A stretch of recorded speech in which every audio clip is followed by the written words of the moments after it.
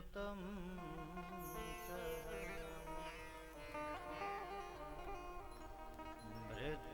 भृत्यार्थिहं प्रणतपादभवाब्धिपातम् वन्दे महापुरुषते चरणारविन्दम्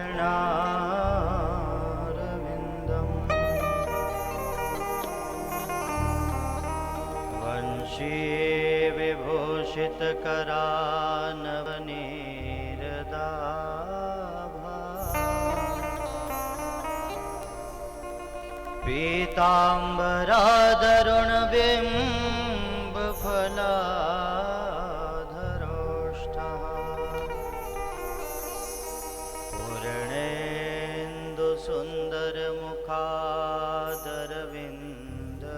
पूर्णेन्दुसुन्दरमुखादरविन्दनेत्रा कृष्णात् परं किमपि तत्त्वमहं न जाने। नारायणं नमस्कृत्य नरं चैव नरोत्तमम् देवीं सरस्वतीं व्यासं ततो जयमुदीरये।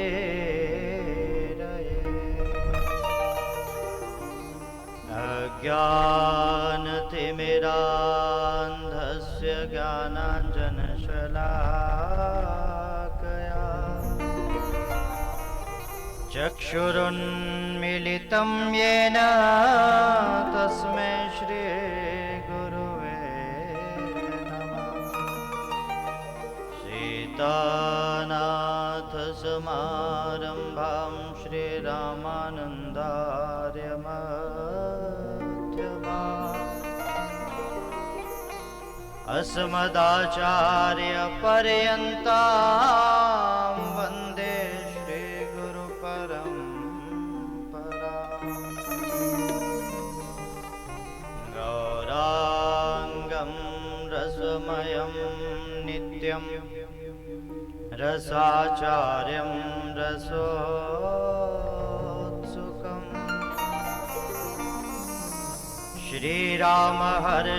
श्रीरामहर्षणदेवाख्यं सद्गुरुं प्रणमाम्यहम्।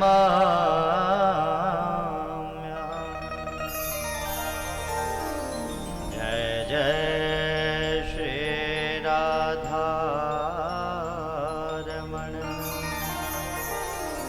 जय जय नवल किशोर जय गोपी चित्तचोर प्रभो जय जय माखन चोर।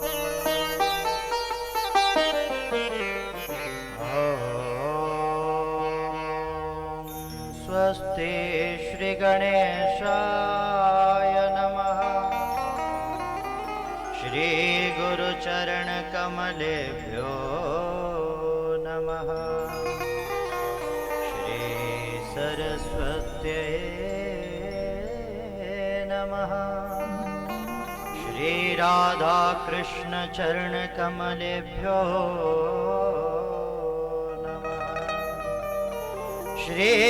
श्रीमद्भागवत महापुराणाय नमो नमः। बोलिए भागवत भगवान की जय।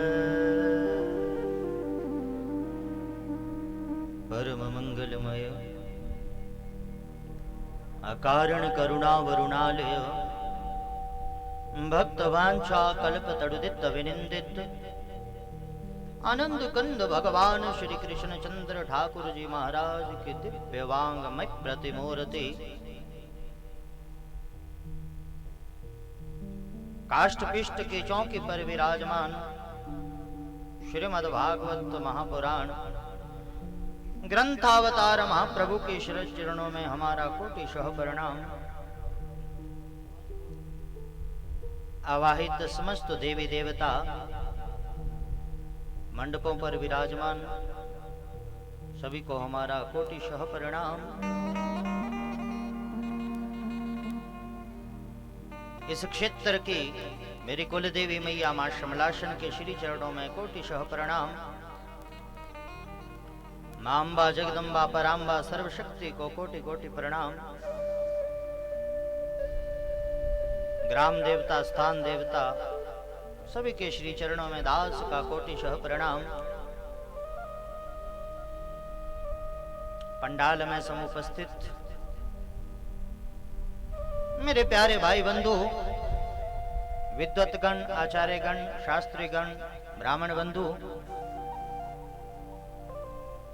भक्तिमती माताएं, बहनें और बेटियां और प्यारे प्यारे बाल गोपाल स्वरूपधारी नन्हे मुन्ने बच्चे, आप सभी के निर्मल हृदय में विराजमान श्री हरि गोविंद को दास का बारंबार प्रणाम।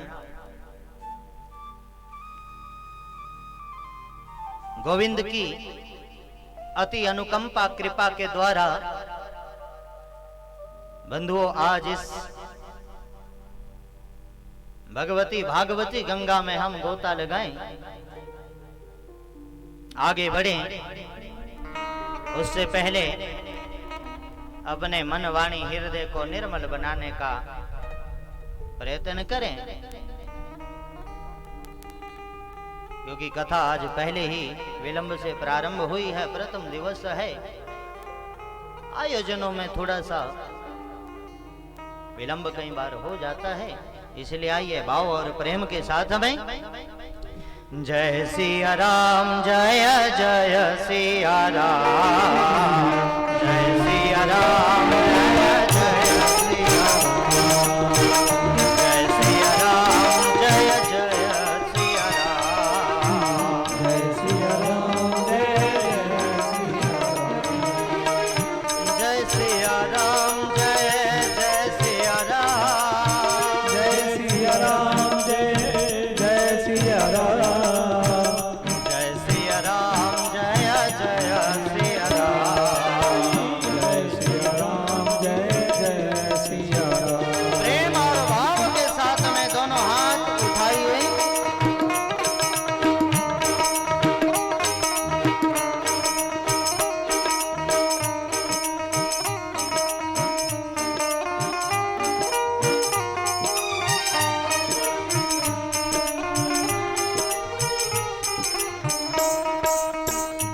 शरण शरण शांति के धाम, शरण शरण शांति के धाम, मुझे भरोसा तेरा राम, मुझे भरोसा तेरा राम। जय सिया राम, ताली से जय सिया राम, जय सिया राम, जय जय सिया राम, जय सिया राम, जय जय सिया राम, जय सिया राम, जय जय सिया सिया राम, राम, जय जय सिया राम, जय सिया राम, जय जय सिया राम, जय सिया राम, जय जय सिया राम, जय सिया राम, जय जय सिया राम। बोलो जय सिया राम, जय जय सिया राम। जय सिया राम, जय जय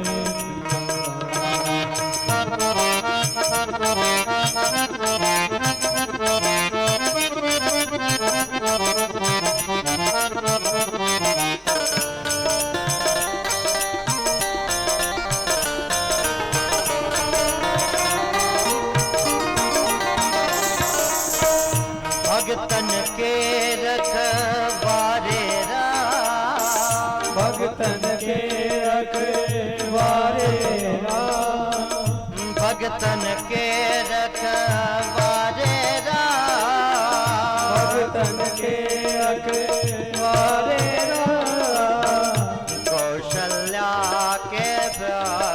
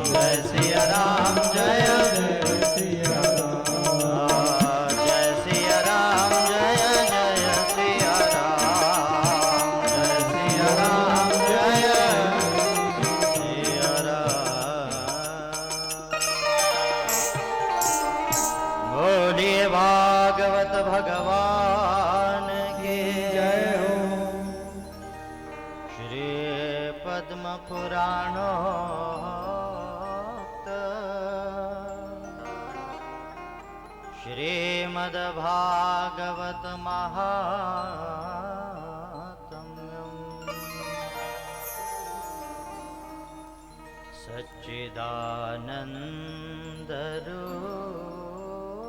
सच्चिदानन्दरूपाय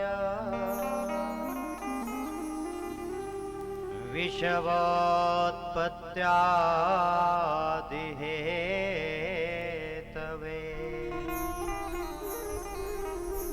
तापत्रय विनाशाय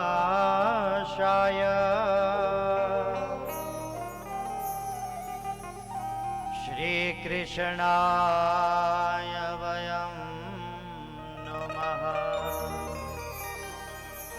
तापत्रय विनाशाय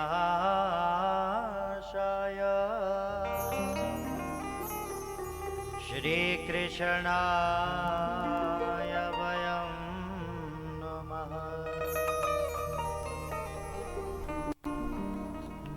प्रिय बंधुओं, आज हम आप सभी अनंत शुभ कर्मों के पुण्यों के उदय के द्वारा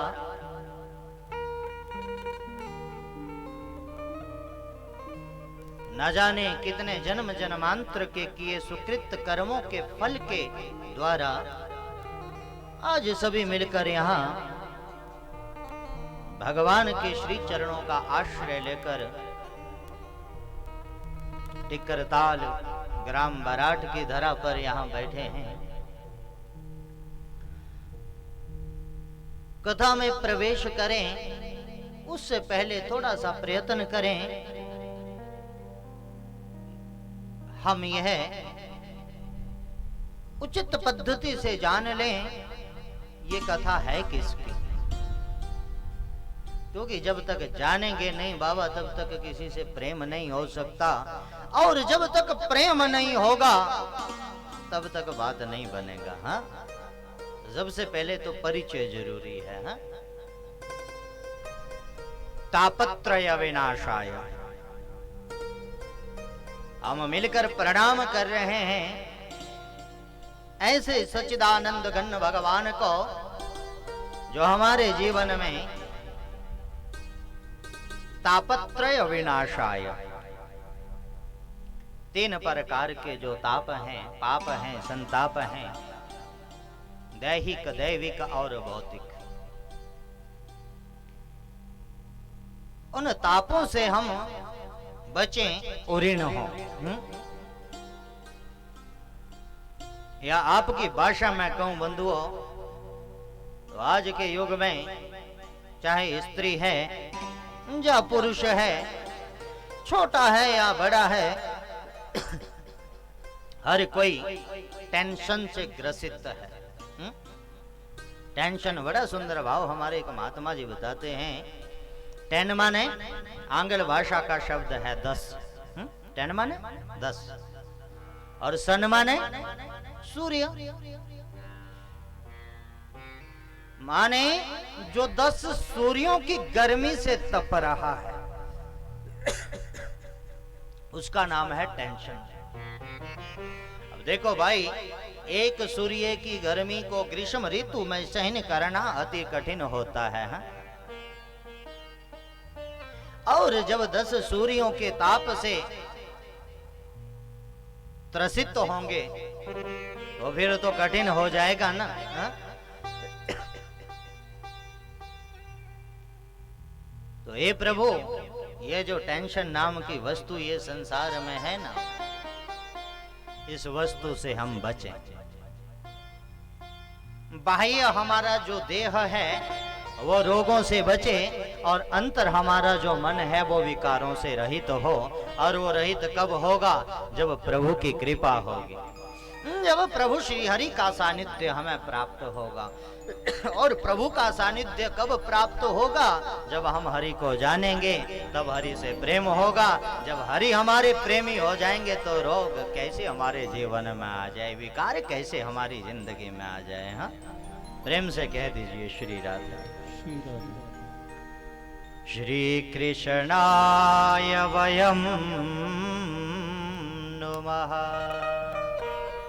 हे प्रभु, आपके श्री पाद पद्मों में हम बारंबार प्रणाम करते हैं। नैमिषारण्य की पावन धराधाम पर ज्ञान वृद्ध हैं शौनक जी महाराज, उनके साथ में 88,000 ऋषिगण हैं। सब के सब बैठे हैं। सूत जी महाराज के श्री चरणों का आश्रय ग्रहण किए हैं और बोले, हे सूत जी महाराज, जैसे एक सूर्य जीवन के रात्रिकालीन अंधकार को एक सूर्य दूर कर देता है, आपके पास तो करोड़ों सूर्यों के बराबर ज्ञान है। हमारे अंतर मन के अंधकार को दूर करो। प्रश्न क्या है बंधुओं, ध्यान दें। बोले, जीवन में कुछ लोग हैं जिनका भाग्य बड़ा उज्जवल है। आपने देखा होगा प्यारो संसार में कई लोग रहते हैं, बहुत ज्यादा पढ़े लिखे भी नहीं हैं, बहुत ज्यादा मेहनत भी नहीं किया है, पर तब भी हर बड़े से बड़ा सुख संपत्ति सांसारिक उनके पास मौजूद है। कैसे? बोले, भाग्य से। शास्त्र भी कहता है, भाग्यम फलति सर्वत्र न तो विद्या न तो धनम।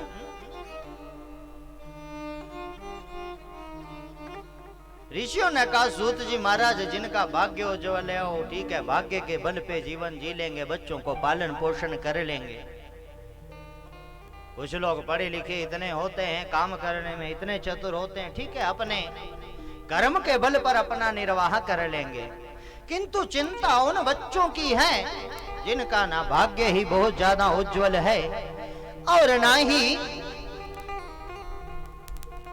कर्म ही श्रेष्ठ हैं, तो उनका कैसे हित होगा?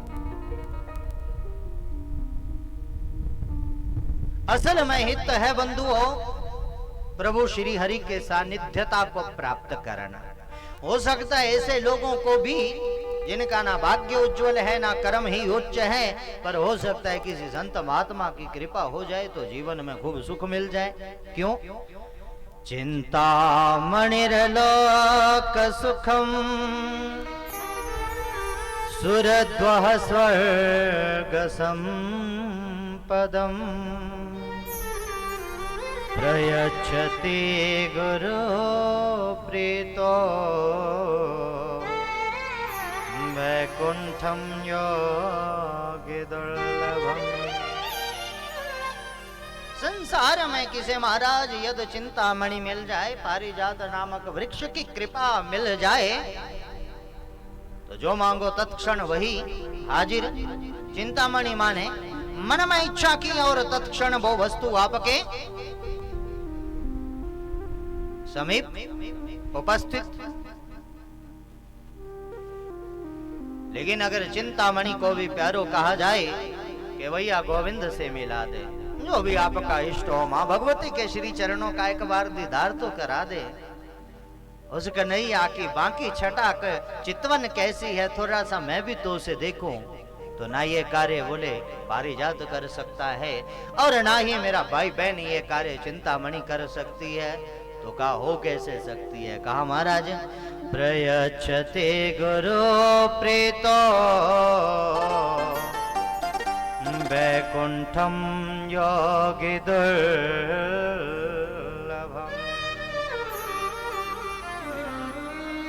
कहा महाराज, अगर गुरु की कृपा हो जाए, यत कृपा तमहम वंदे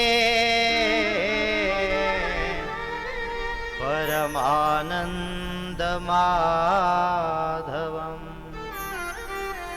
जिस पे श्री हरि गोविंद की कृपा हो जाए, उसके जीवन में यह लोक सुखी और परलोक सुखी। इसलिए हे प्रभु, आप हमें कृपा कीजिए, कलियुग के कलुषित प्राणी का उद्धार कैसे हो। एक बार फिर ध्यान देना मेरा भाई बहन, आज कोई तन से दुखी है, कोई मन से दुखी है, और ना जाने कितने धन के बिना उदास मारे मारे भगे भगे फिर रहे हैं। हाँ?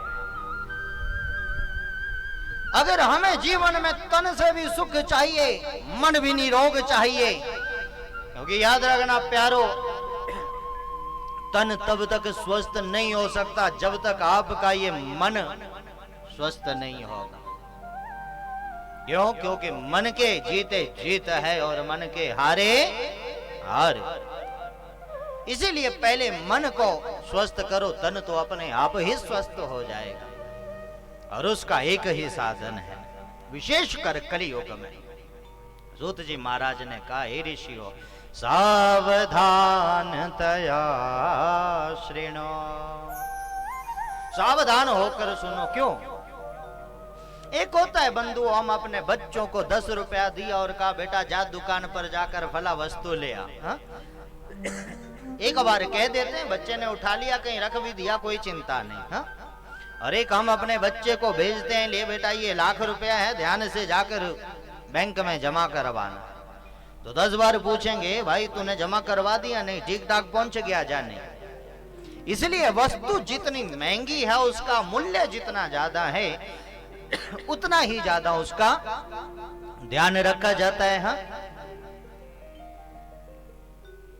और ये जो कथा हो रही है इससे मूल्यवान मेरा भाई बहन संसार में कुछ है ही नहीं। इसलिए सूत जी महाराज कह रहे हैं, ऋषियों सावधानतया शृणु, बोले सावधान होकर सुनो। सूत जी ने कहा, काल व्याल मुख ग्रास त्रास निर्नाश हेतवे श्रीमद्भागवते शास्त्रम् श्रीमद्भागवतं शास्त्रम्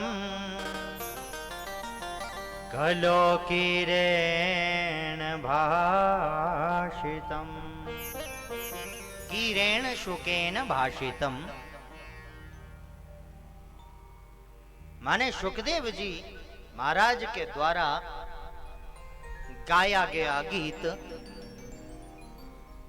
श्रीमद् भागवत रूपी गीत जो हर प्रकार के कलुषित प्राणियों का उद्धार करने वाला है। इस भागवत के महात्म्य को समझने के लिए बड़ा सुंदर यहाँ एक उदाहरण प्रस्तुत किए। सुधा कुंभम गृहीत्वैवा देवास्तत्र समागमन, बोले जिस समय में हमारे राजर्षि परीक्षित जी महाराज को ब्राह्मण का दोष लग गया, श्राप लग गया कि आज से 7वें दिन में मारा जाएगा, सब छोड़ छाड़ के दौड़ा दौड़ा गया गंगा मैया के तट पर, सब संत महात्माओं के सानिध्य को प्राप्त किया। जब वहां पर सुखदेव महाप्रभु का आगमन हुआ और सुखदेव बाबा ने कहा बेटा चिंता ना कर, और प्यारो बड़ी समझने की बात है, चिंता ना कर माने गुरु रूप में सुखदेव आए। हमारे जीवन में यदि गुरु आ जाए तो आधा चिंता तो अपने आप ही समाप्त हो जाता है। पर ध्यान रखना अगर सदगुरु आ जाए तो, हा? क्योंकि वैद्य जैसा हो रोग भी वैसा ही वो अपने हिसाब से दूर करता है। हा? तो बोले चिंता नहीं करनी है भाई,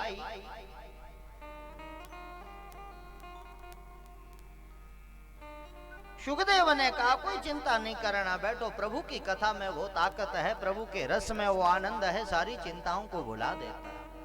तत्क्षण सुधा कुंभम गृहीत्वा देवास्तत्र समागमन, ये जो हमारे देवता है ना इंद्र आदि, वरुण, ये सब के सब दौड़े दौड़े भगे भगे आए, राम राम नमस्ते भाई, और बोले हे महाराज आप परीक्षित को कथा इसलिए सुनवा रहे हो कि ये मर जाएगा, श्राप लगा हुआ है, हम एक काम करते हैं, ये अमृत रूपी कलश हम लेकर आए हैं, ये कलश का पान हम इसे करवा दें तो जो अमृत पी ले हो तो भैया फिर अमर है ना।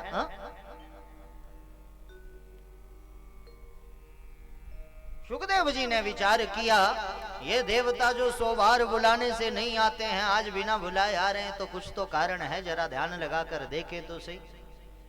तो कहा भाई अच्छा कथा सुनने आए हो? बोले ऐसे खाली नहीं सुनने आए हैं। हाँ? फिर कहा महाराज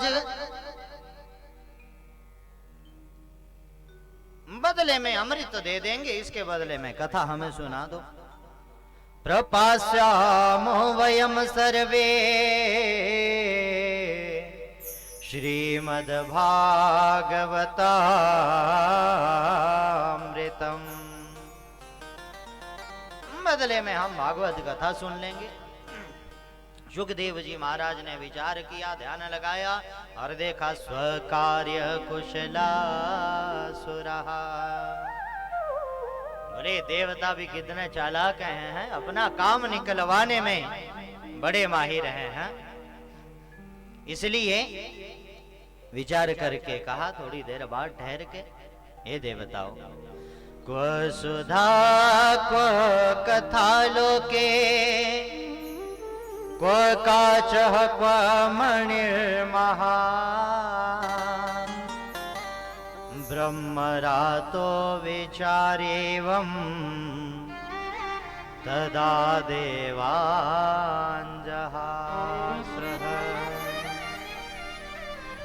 ब्रह्मरात महाराज, ये इनका बचपन का नाम है, ब्रह्मरात। विचार करके कहे देवताओं, भाई कभी हीरा खरीदना हो, सोना खरीदना हो, तो उसकी मूल्य जितना उतना धन देना पड़ता है ना, हा? या उसके लिए पात्रता इतनी हो। और कभी देवताओं ये हो सकता है कि एक कांच का टुकड़ा लेकर सुनार के पास चले जाओ, जौहरी के पास चले जाओ और बोलो इसके बदले में हमें हीरा दे दो, तो हीरे के लिए तो उसका मूल्य चुकाना पड़ता है। जब नहीं माने तो थोड़ा डांट कर कहा, हे देवताओं अभक्तास्ताश्च विज्ञाय न ददोस कथामृतम् श्रीमद्भागवते वार्ता सुराणामपि दुर्लभम्।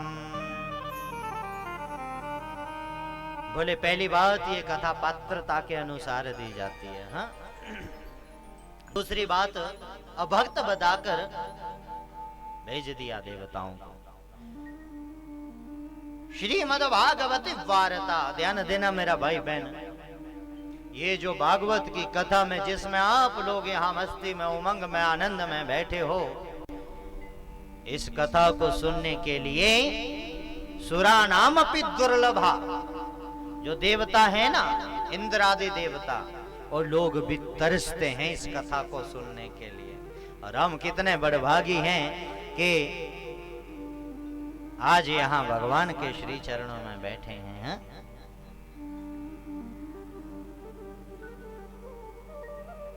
क्षिण्य पुण्य मर्त्य लोकम विशंति। बंधुओं, स्वर्ग सुख भी मिल जाए, वैकुंठ सुख भी मिल जाए, तो भी जब तक पुण्य है तब तक ही मिलता है।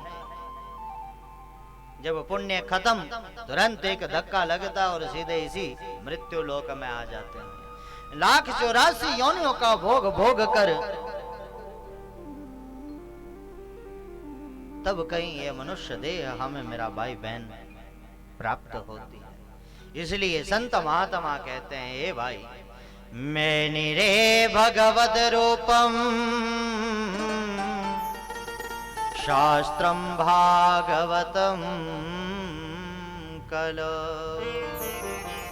बोले इसमें कहीं लेश मात्र भी कोई संशय नहीं है।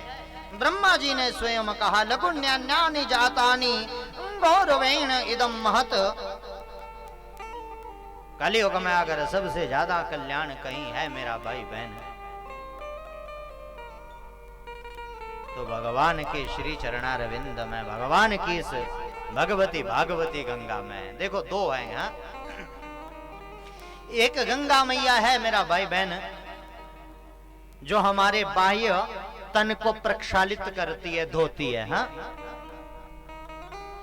लेकिन गंगा मैया से तन को धोना है तो उसके लिए हमें गंगा मैया के तट पे जाना पड़ेगा, हरिद्वार, काशी, कहीं भी गंगा तट पर। फिर जाकर कई बार ठंड ज्यादा हो तो ठंड में गोता लगाने का वैसे मन नहीं करता है, तो वो भी समस्या। अब गर्मी आजकल जैसे पड़ रहा है तो गर्मी में शीतल जल बड़ा मनोहारी लगता है, प्रिय लगता है, और कहीं उसमें आनंद आनंद में गोता और गहराई में लग गया तो भी गड़बड़ है। गंगा मैया का वेग बड़ा तेज है बाबा। हाँ, तो विचार करना पड़ता है। लेकिन यहाँ ये एक भागीरथी गंगा है, हाँ, जो गंगा मैया है। एक ये गंगा है जो आज स्वयं आपके घर में आई है, हाँ? ये भागवती गंगा है। एक गंगा वो है जो श्री हरि गोविंद के पाद पद्मों से निःसृत है।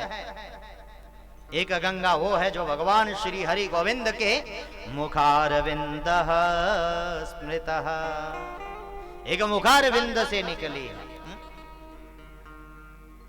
उस गंगा में गोता गहराई में लग गया तो गड़बड़ हो सकता है, कोई गारंटी नहीं है। लेकिन इस भागवती गंगा में जितनो मर्जी गोते लगाओ, जितना मर्जी आनंद लो, जितनी बार मर्जी कथा सुनो, जितनी बार सुनते जाओगे उतनी बार ही और आनंद ही आनंद बरसता जाएगा।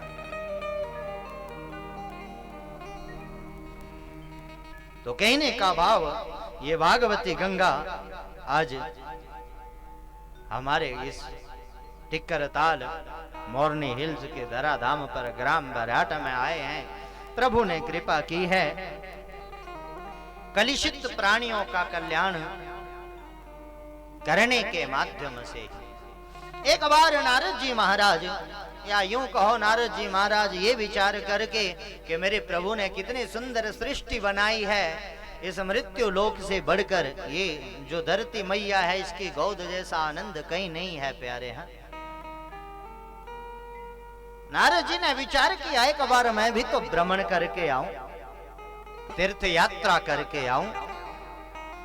एकदा ही विशालाया चत्वार ऋषयो मला सत्संगार्थ समायाता ददृशोस्तत्र नारद। बात उस समय की है बंधुओं जब सनकादिक, सनक सनंदन सनातन और सनत कुमार जी चारों भैया सत्संग करने हेतु भगवान का भजन करने के लिए बद्री विशाल में विराजमान हैं। अचानक दौड़ते दौड़ते आते हुए नारद जी का दर्शन किए तो और खुश हुए, बोले पांचवा भाई भी आ गया। और नारद जी का तो काम ही एक ही है, मेरा भाई बहन ये वीणा बजाते हैं और हरि गुण गाते हैं, ये बिछड़ों को हरि से मिलाते हैं, इनका काम ही एक ही है। बड़े प्रसन्न हुए। आज नारद जी महाराज आ रहे हैं, खूब भगवान के नाम की चर्चा करेंगे, और एक भगवान का नाम ही तो है जो मेरा भाई बहन हमारा जीवन में उद्धार करता है। हा? प्रेम से कह दीजिए श्री राधे।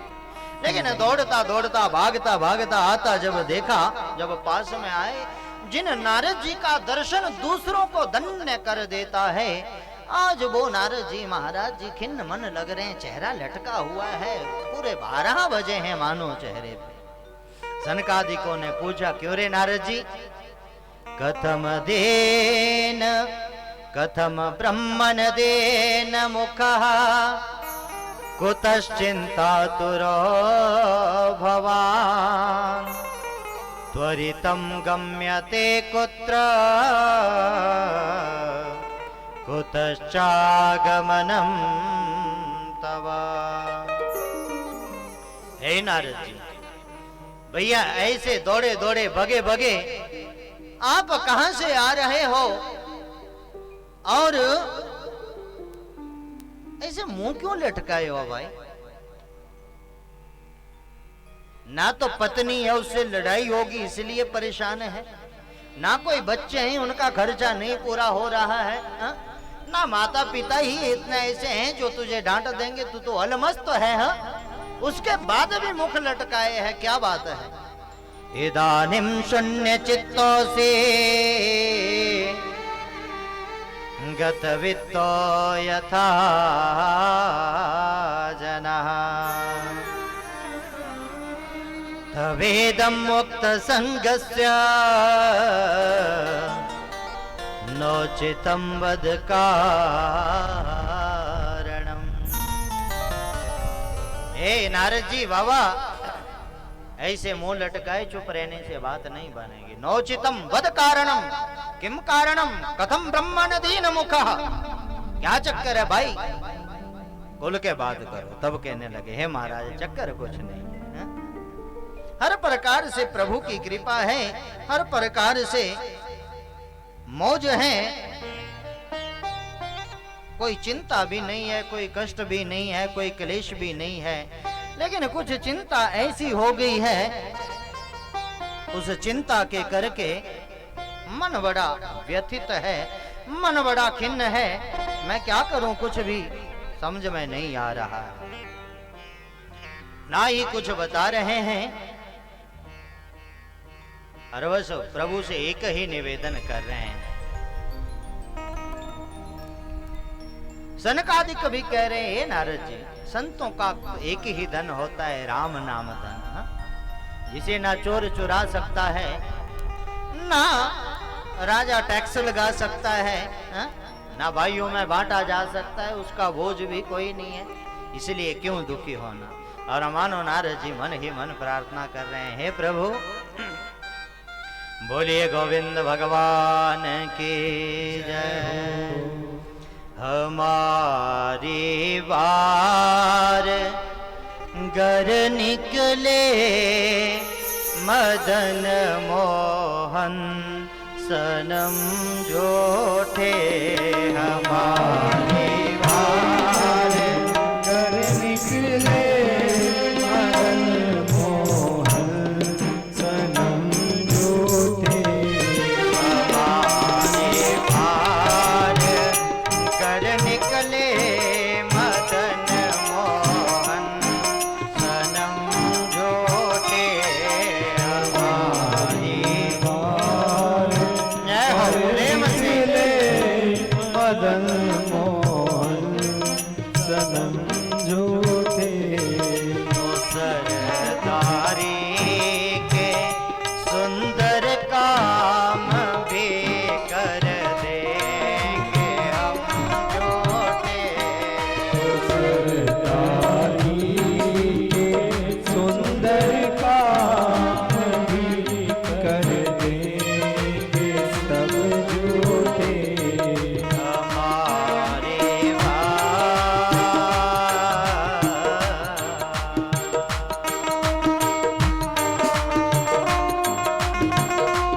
प्रेम से गोविंद का ध्यान करते हुए उठाइए दोनों हाथ।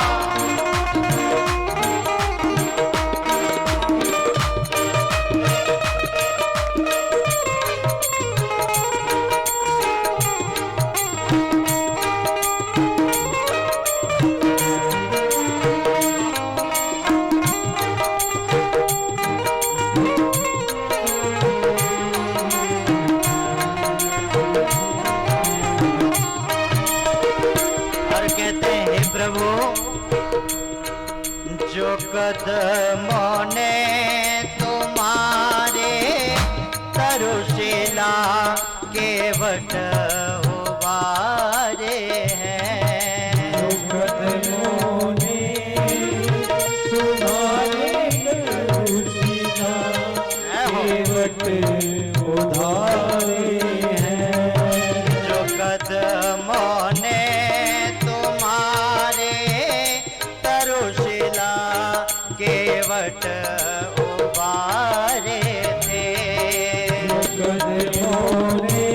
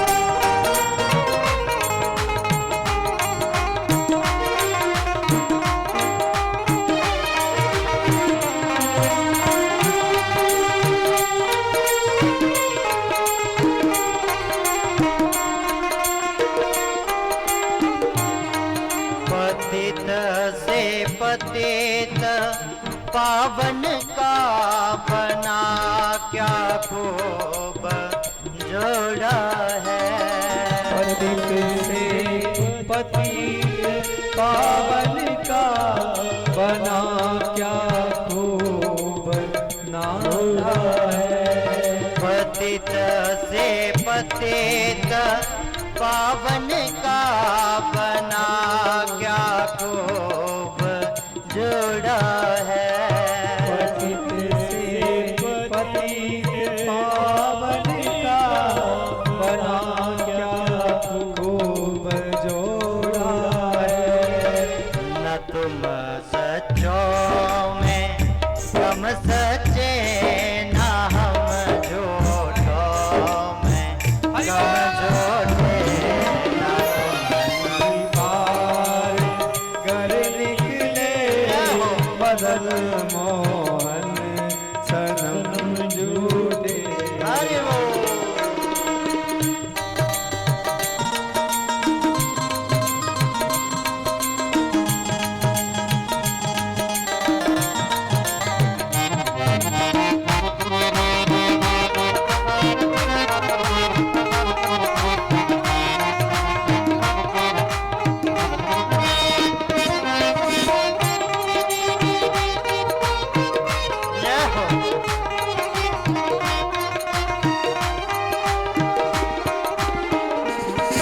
पढ़ा है हमने ग्रंथों में कि तुम अधमों के प्रेमी हो।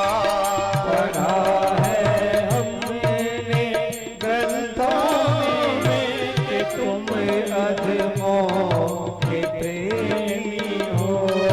पढ़ा है हमने ग्रंथों में कि तुम अधमों के प्रेमी हो।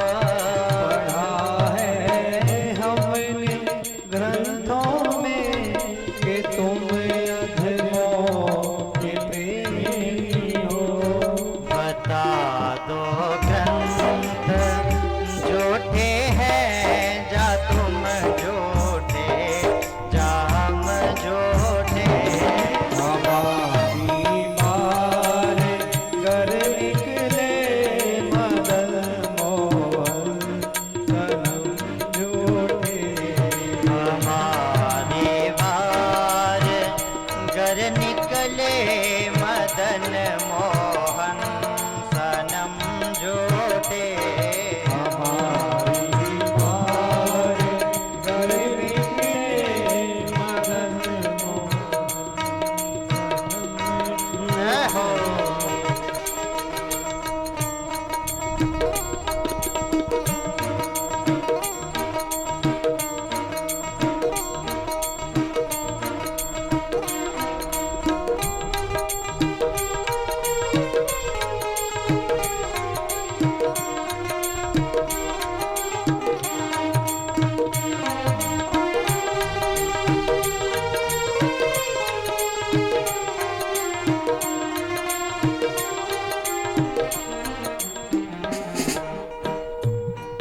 जो करुणा सिंधु कर दो बिंदु पर जरा करुणा नजर प्यारे।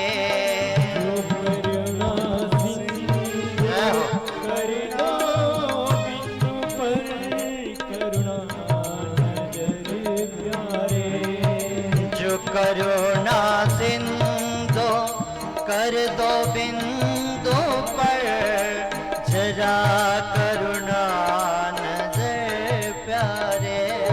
जरा करुणा नजर प्यारे। जरा करुणा नजर प्यारे। तो फिर झगड़ा ही मिट जाए, तो फिर झगड़ा ही मिट जाए। ना तुम झूठे ना हम झूठे। हमारी बार घर निकले मदन मोहन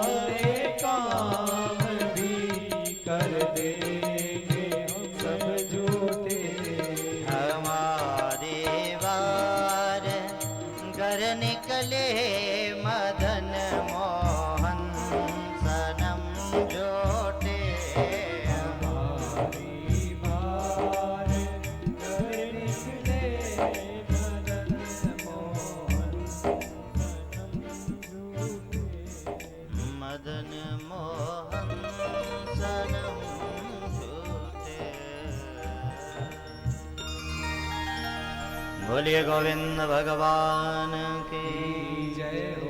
इदानीं शून्य चित्तोऽसि गतवित्तो यथा जनः तवेदं मुक्तसङ्गस्य नौचितं वद कारणम्। नारद जी महाराज ने खूब प्रभु से विनय की, अनुनय की, फिर चारों भाइयों को बताए, महाराज पुष्करम च प्रयागम च काशीं गोदावरीं तथा हरिक्षेत्रं कुरुक्षेत्रं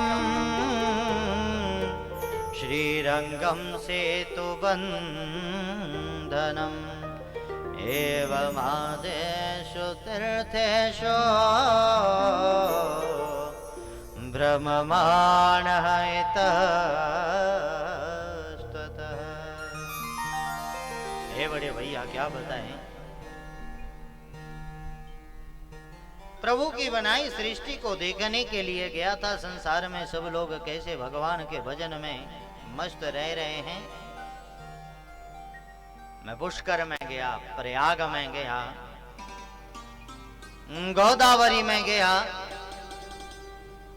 हरिक्षेत्र, कुरुक्षेत्र, श्रीरंगम सेतु बंधनम, जितने भी भारतवर्ष के पूर्व, पश्चिम, उत्तर, दक्षिण, चारों ओर जितने तीर्थ हैं सब में गया, पर कहीं मन को संतोष नहीं मिला। जब कहीं मन को संतोष नहीं मिला तो सोचा संतों के पास जाऊं, लेकिन पाखंड निरतः संतः, संतों के पास भी गया प्यारे, तो वहां भी पाप का ही एक हिस्सा मिला। ये बड़ी महत्वपूर्ण बात है भाई, ध्यान देना जरा। पाखंड, कई बार हमारी कोई बहन बेटी, माँ या मेरा कोई भाई बंधु 1.25 महीने का व्रत रख ले, दाढ़ी को बढ़ा ले, मेरी बहन बेटी कोई सोमवार का व्रत शुरू कर दे, प्रतिदिन 4 बजे प्रातः भोर में उठकर मंदिर चली जाने लगे, तो लोग बातें करने लगते हैं, देखो हाँ ना जाने क्यों जा रही है, किस लिए जा रही है, वो जा रही है, जाने दे, तुझे क्या लेना। हाँ,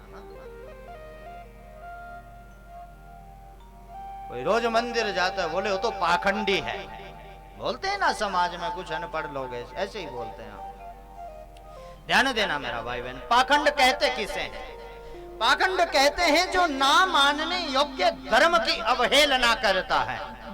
यह थोड़ा सा सटीक भाषा में सीधे शब्दों में बोलूं, जो सनातन को नहीं मानता, सनातन माने जीने की पद्धति, जो सनातन धर्म को नहीं मानता, तो ना मानने वाले को शास्त्र में पाखंडी बताया गया। हाँ, पाखंडी वो है, शास्त्र कहता है भैया प्रातः काल उठी कर रघुनाथा, मात पिता गुरु ना वही माथा, प्रातः काल जल्दी उठना चाहिए। कुछ लोग कहते हैं अरे नहीं हमारे गुरुजी अपने आप भी 10 बजे उठते हैं, दूसरों को भी कहते हैं भैया 8 बजे तक 10 बजे तक आराम से सो। देखो भाई, कोई अवधूत है उसकी बात अलग है, जिसे ना शरीर का भान है ना संसार से लेना देना है। गुरुजी के बाल गोपाल भी 4-6 हैं, परिवार भी है, पत्नी भी है, सब कुछ संसार में उपलब्ध है गुरुजी के पास, और कहे नहीं हमारे गुरुजी तो संसार से ऊपर उठ गए, तो ये कोरा झूठ है, इसके सिवा और कुछ नहीं है बाबा। हाँ, ये हमारी जो व्यास गद्दी है इसकी मर्यादा बड़ी ऊंची है मेरा भाई बहन, इसका लेवल बहुत ऊंचा है संसार में। इस पे जितना बोलो शास्त्र मर्यादित तो ही बोलो, काहे झूठ बोलना है, क्या मिलेगा। हाँ, कुछ मिले तब तो बोले भी, जब कुछ मिलना ही नहीं क्यों झूठ बोले। उल्टा पाप का बोझ सिर पे पड़ता है, उससे फिर प्राणी दबता है। हाँ? इसलिए पाखंड वो है जो सनातन की सत्यता को ना माने। धर्म का अर्थ भी शासन करना होता है, और शास्त्र का अर्थ भी शासनात् त्रायते इति सह शास्त्र, जो हमारे ऊपर शासन करता है उसे शास्त्र कहते हैं मेरा भाई बहन। उसको मानना हमारा जिम्मेवारी है, उसमें बहुत ज्यादा गहराई में जाने की जरूरत नहीं है कि हाँ शास्त्र ये कहता है वो कहता है, जो कहता है आंख बंद करके उसे कर लो। क्यों? ये क्या कहता है, किस लिए कहता है, क्यों कहता है? इसके पीछे हमारे बुजुर्गों ने, मेरे ऋषि मुनियों ने लाखों लाखों साल अपना सब कुछ, बीवी बच्चे परिवार छोड़ के पर्वतों में, पहाड़ों में, माने बड़े बड़े लैब में जाकर इसके ऊपर निरीक्षण किया है, तब एक एक शब्द इस शास्त्र कहा गया है। इसलिए बिना विचार किए अगर संसार में कोई बात मानने योग्य है तो वो शास्त्र की बात है। प्रेम से कह दीजिए श्री राधे। श्री राधे। संतों के, ब्रह्मचारियों के जब कहीं पर मन नहीं लगा तो मैंने भैया विचार किया कि एक बार गृहस्थों के यहाँ जाकर देखूं, क्योंकि गृहस्थ धर्म से बड़ा भी मेरा भाई बहन संसार में कुछ नहीं है। लेकिन वहां भी गया तो कुछ अच्छा ढूंढने था, वहां भी मन को संतोष नहीं हुआ। और कारण क्या था? तरुणी प्रभुता गे है श्याल को बुद्धिदाय कहा, कन्या विक्रयण लोभा दंपत्ति नाम च कलकनम। जिन पति पत्नियों के, जिन गृहस्थियों के दर्शन करने से लोग धन्य हो जाया करते थे, संत महात्मा भी जिन गृहस्थों के दर्शन करने जाते हैं, भिक्षा के लिए तो गृहस्थों के ही जाते थे ना, तो निश्चित कुछ अच्छा मिलता होगा इसीलिए जाते हैं। हाँ, अन्यथा संत दुनिया को देते हैं, लेते बाबा कुछ नहीं है, सच्चाई है ये। जो संत है मैं उनकी बात कर रहा हूं। पर वहां भी गया, बड़ा दुख हुआ। क्यों? कन्या विक्रयणो लोभा दंपत्ति नाम च कलकनम। जो पति पत्नी का संबंध होता है प्रायः इसलिए कि दो जीव मिलकर एक होकर एकत्वम अनुपश्यति किम पश्यति, उस भगवान को देखें, उसे प्राप्त करें दोनों मिलकर पति पत्नी। उनमें इतना घोर महाराज उथल पुथल भई है। अगर पति का मुख पूर्व को है तो पत्नी का निश्चित पश्चिम की ओर। महाराज ये सब देखकर मुझे बड़ा दुख हुआ। और इतना ही नहीं, कोई बात नहीं, चलता है पति पत्नी का। ज्यादा दुख तो तब हुआ बड़े भैया जब कन्या विक्रयण लोभात। एक समय होता था जब कन्या का रिश्ता कहीं करते थे, संबंध कहीं करते थे, तो उसमें समधि को ढूंढा जाता था। समधि माने इक्वल, बराबर। लेकिन आजकल समधि से लेना देना नहीं, ना कुल से लेना, ना धर्म से लेना, ना मर्यादा का कोई चिन्ह। बस है तो क्या? सौदा, क्रय विक्रय। बेटी का विवाह नहीं हो तो बेचना हो गया भाई। हाँ, जहां पर ना कुल, ना धर्म, ना कुछ जात, ना पात, कुछ भी नहीं। बस इतना देखा पार्टी कितनी मोटी है। और पार्टी भी एक बड़े संत बड़ा सुंदर बोलते हैं। बोले एक बार हमने पूछा कि भाई किसी का विवाह हो रहा था, उन्होंने पूछा क्यों भैया आज समधि बन जाओगे, कैसा महसूस कर रहे हो? बोला समधि से कोई लेना देना नहीं है। बोले फिर? बोले अपना तो पहले से ही सौदा पक्का हो रखा है, इतना लेन देन करेंगे, उस पर शादी होगी, क्या समधि से लेना देना है? तो कहने का भाव मेरा भाई बहन, परिवार में जब बेटियों को बेचा जाए, या मेरी भाषा में कहें तो यूं मानो, जब गऊ का, ब्राह्मण का, कन्या का और संत का अपमान होना शुरू हो जाए, बेटी किसी भी जात बिरादरी की हो, जब उसका अपमान होना शुरू हो जाए, तो वहां पर भगवान तो क्या, वहां तो भगवान के भक्त भी रहना पसंद नहीं करते। प्रेम से कह दो श्री राधे। वहां से भी दौड़ा भागा गया। वार्ताम कोपी न पृच्छति के है। बड़े बुजुर्गों के ये हाल है, कोई पूछने को राजी नहीं है। वार्ताम कोपी न पृच्छति के है। ये सब जब मैंने देखा मन बड़ा दुखी हुआ। इसलिए एवं पश्यन कलेर दोषान पर्यटन महम यमुनं तटमापन्नो यत्र लीला हरे।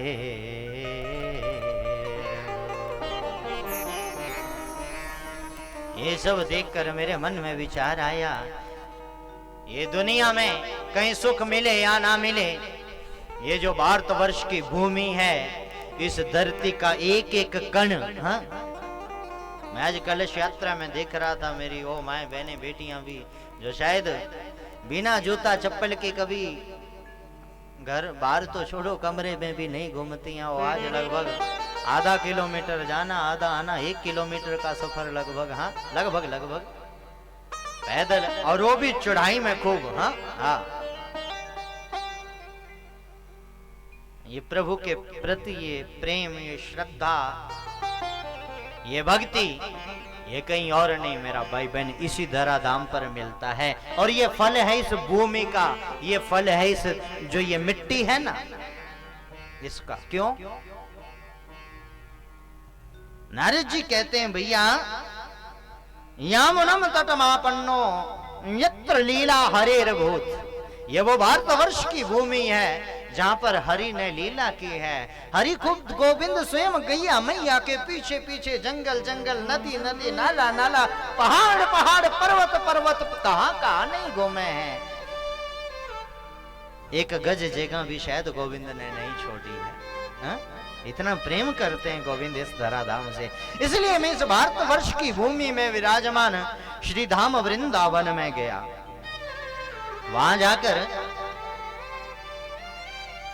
तत्राश्चर्यं मया दृष्टं श्रूयतां तन्मुनीश्वरः। एका तो तरुणी तत्र निषन्ना खिन्नमानसः। मैंने वहां जाकर देखा एक नौजवान युवती सुंदर सुशील दयावान बैठी है, चारों ओर उसके हजारों दासियां पंखा झल रही हैं, माने सेवा कर रही हैं।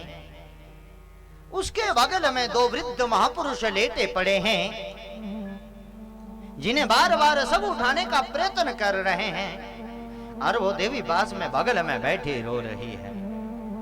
जब दुखी देखा तो उधर जाने लगा।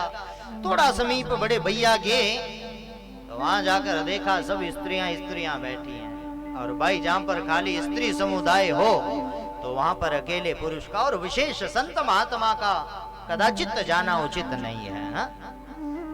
बहनी बेटियां ना जाने अपने किस विषय में मस्त हैं, उन्हें अपनी मस्ती में मस्त रहने देना चाहिए।